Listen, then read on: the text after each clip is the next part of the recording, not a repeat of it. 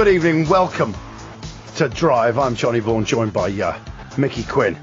And what a last hour it's going to be, Mick, right? I can't wait. I'm really excited.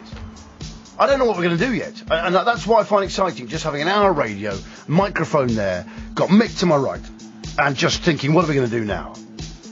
I'm sure we'll find something. Just literally thinking, what should we do? What should we talk about? And that's what I like. That's as a challenge. That's what I really like.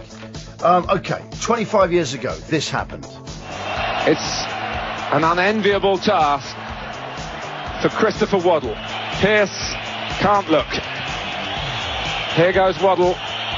Oh dear, it's West Germany. The favourites have got through by the narrowest of margins. They've reached a third consecutive World Cup final. And England's dreams of emulating their achievements of 1966 ended by penalty failure. Of course, 25 years ago today, Gaz's tears. Did he change football forever? I think so, Quiddy, yeah. I think so.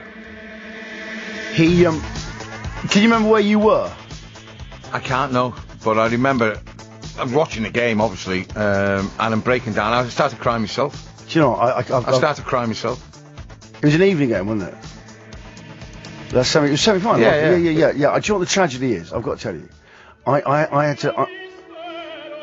They're even playing tragic music. I watched the first half on telly, and I had to listen to the second half on radio, because that's when they wanted us back in our cells.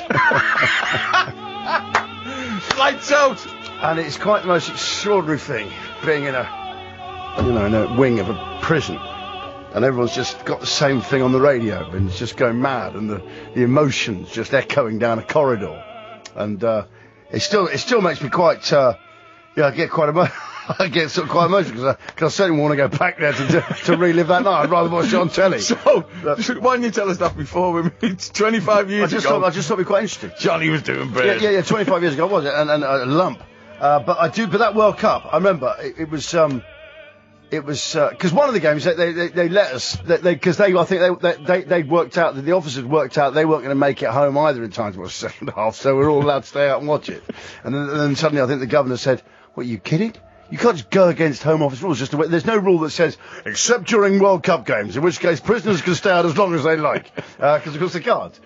Although I do argue that there is what I call partial law, a state of partial law that exists in times of momentous football occasion.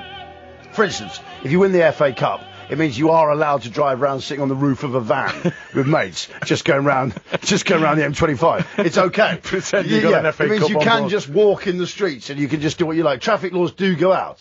It means you can just walk around drinking in streets. It's a bit like when they have victory parades.